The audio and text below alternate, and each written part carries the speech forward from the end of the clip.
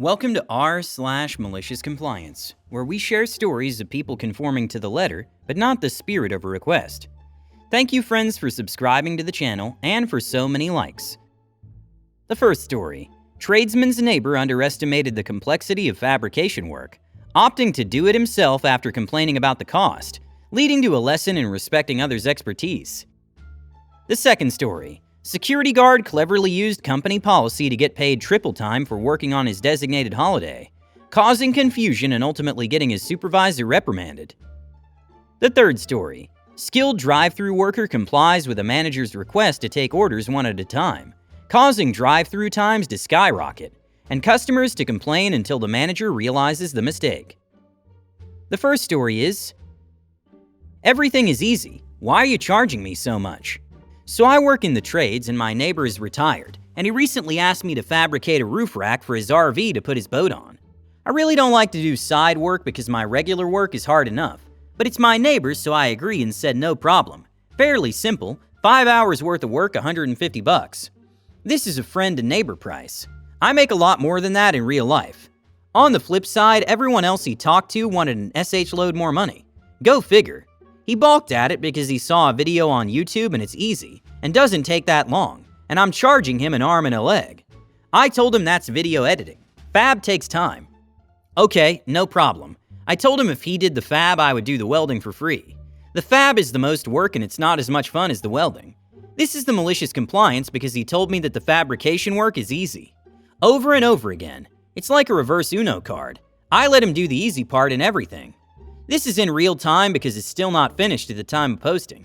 This started Sunday. Today is Wednesday afternoon, so 4 whole days available to do it. It's still not done. 4 hours in my estimate. Unfortunately, a bunch of the cuts got rejected by the QC and the welder because they weren't square, and his design is a poor design, so it needs gussets and the like. Likewise, all the weld locations that are not ground down to bare metal but are showing rust, so he needs to take the top bit of the rust off. For those in the know, it's a mix of new and old square tube and angle. If I weld something up and it breaks because of SH design, it's on me. You have an RV that's going off-road and you have a 6-foot reach on this roof rack with a boat vibrating on a Forest Service road. I'm not going to weld 1-inch square tube to 1-inch square tube and say it's okay. I'm a certified welder and I'm well aware of limitations of 1-inch DOM square tube no matter my penetration. Gussets, gussets, gussets. Today, Wednesday afternoon, get home, he's still working on it. That's 4 full days that he can work on it. The fab work that I said would take me 4 hours, but he didn't want to pay for.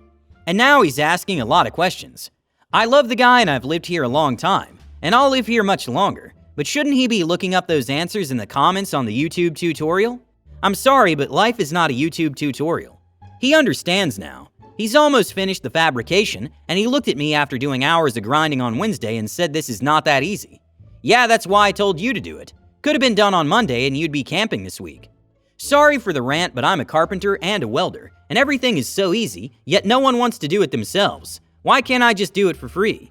Try asking a mover after their 40 hours of the week if they can move all of your SH just for pizza and beer. Think about it. I should have got into HVAC.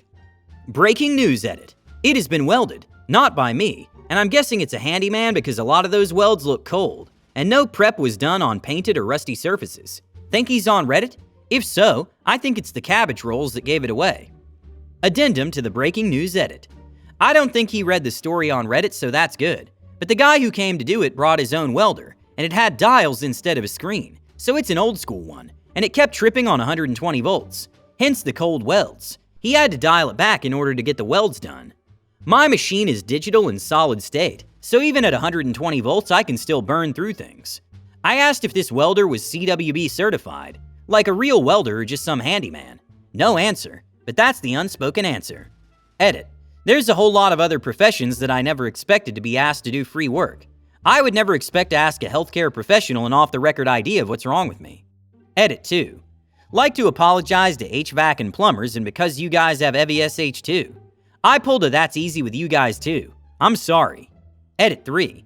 This is a really good guy that just didn't understand how much work goes into SH. I can't be a D with him because he's from Eastern Europe, and I lived in the country where he's from. We share cabbage rolls. Most generally, I refuse side work because why? I have to do 110% work because it has to be absolutely flawless. or I'm going to see these people every single day for as long as I own my place.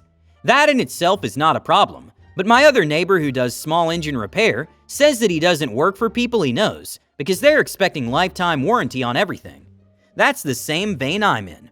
The biggest lesson here is that you need to respect what other people do, and if they tell you it's a friend price, accept it. Your reaction to this situation reflects a healthy approach to living with others. You decided to help this guy for free, and this may have helped him save money.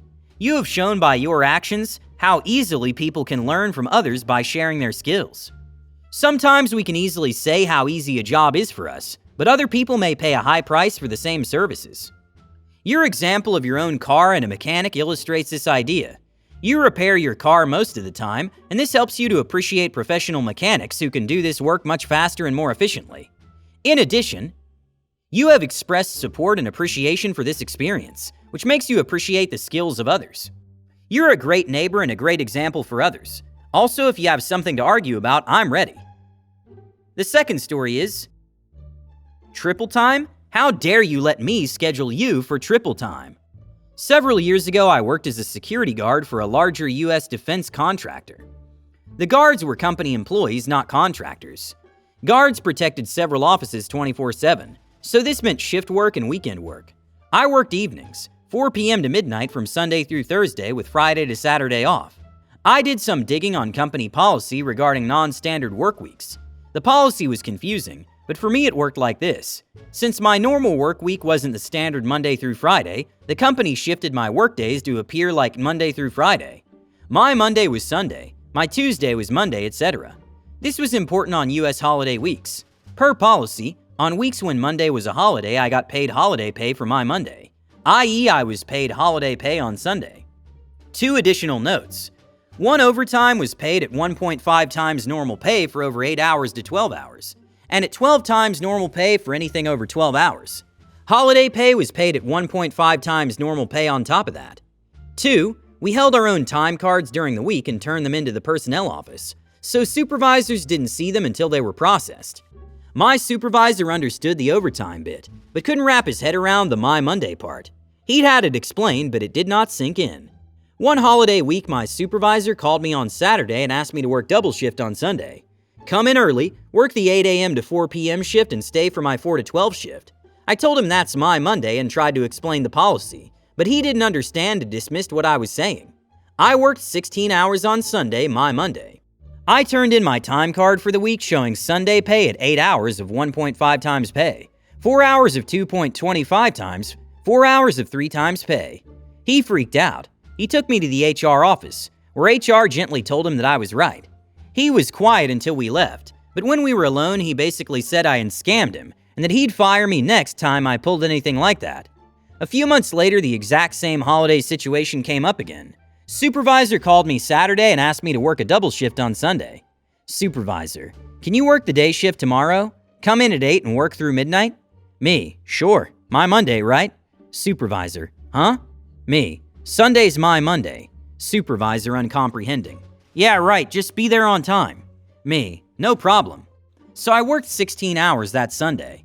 Before turning in my time card for the week, I called the same HR rep who had handled our earlier incident.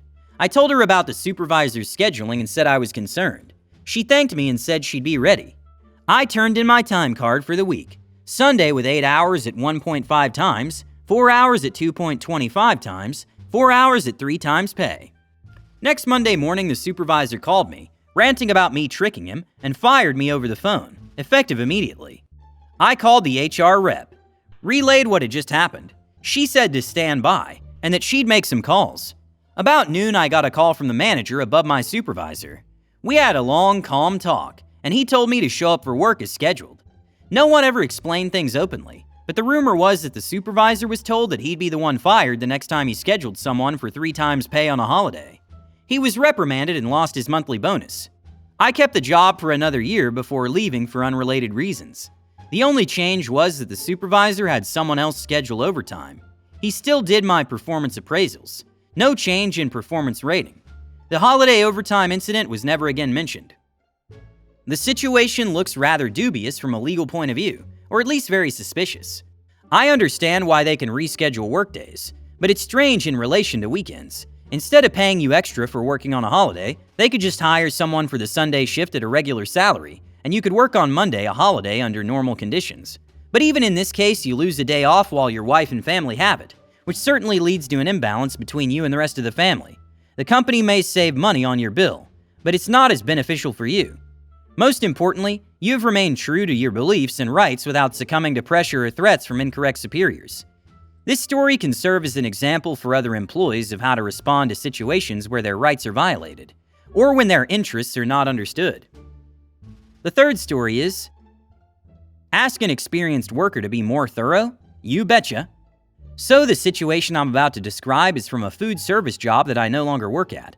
I absolutely loved it at the time, and was pretty good at it, since I got promoted from regular crew to HR manager and third in charge of the store within like a year. I ended up quitting due to some issues with the GM, but that's neither here nor there. At the time of this story, I was a manager in training and knew my way around the store very well. I had the respect of my coworkers and customers, and got along with pretty much everyone. My specialty at the time was working drive-thru. I was working back at the first drive-thru window, which we called back booth, where the worker confirms the drive-thru order and collects payment. We had recently been told by franchise management that we don't ask customers if they want a receipt. We just hand it to them and they have the ability to refuse it. Seems harmless enough, but in this case it would have helped the situation. A side note, while most people took orders and cashed out drive-thru one at a time, I was able to do both simultaneously to cut down on time. A customer comes through in a large diesel truck, which anyone who's worked drive-thru will know can cause issues with hearing the order. This guy had to shout over his truck what he wanted, and then pulled ahead before I could confirm his order. When he got to the window, he pulled out his card and handed it to me before I could confirm again. As I was taking another order, I quickly walked him through his order and total while I was swiping his card, then continued to take another order as I handed him his card and receipt. He grabbed the card, but not the receipt, and continued to the next window. As this was common, I simply threw away the receipt to prevent clutter. Apparently, I entered one of his items wrong, and he called later to complain, and specifically said if she hadn't been talking to someone else the whole time, maybe she would have been able to do her job. My manager, who knew how I worked and placed me in back booth for that reason, came back and let me explain the situation to him before judging. He then said, "How about you try and do things one at a time? That way you won't have any more complaints." A few things to note. 1, we all got complaints for stupid reasons, because we can do things perfectly and still be wrong, because that's what people do. 2, our company takes drive-thru time very seriously. If we went over, say, 150 seconds for a person to start an order to when they left our drive-thru, we weren't being fast enough. 3, my manager knew both of those things and placed me in back booth because frankly I was the best.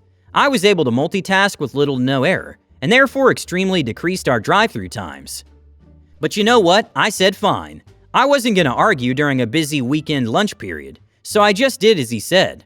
I would take an order, then confirm and complete the order at my window, one at a time without any crossover.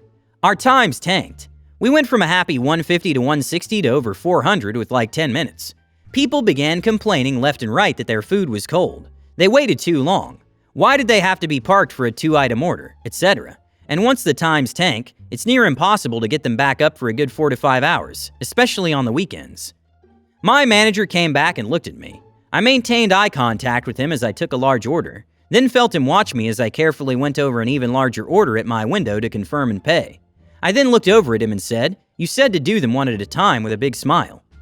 Him, being a guy with a great sense of humor, just laughed and told me to shut the hell up and do my job. The times went down pretty quickly after that. No regrets. When you were asked to take shifts, you did so, but this resulted in reduced service times and customer complaints. Your reaction was a real-life example of how constraints can sometimes lead to negative results, and you were able to point it out with humor. But you have a good manager. Good on you for holding your own against inane customers. Thank you for watching. Hit the like button and subscribe to the channel.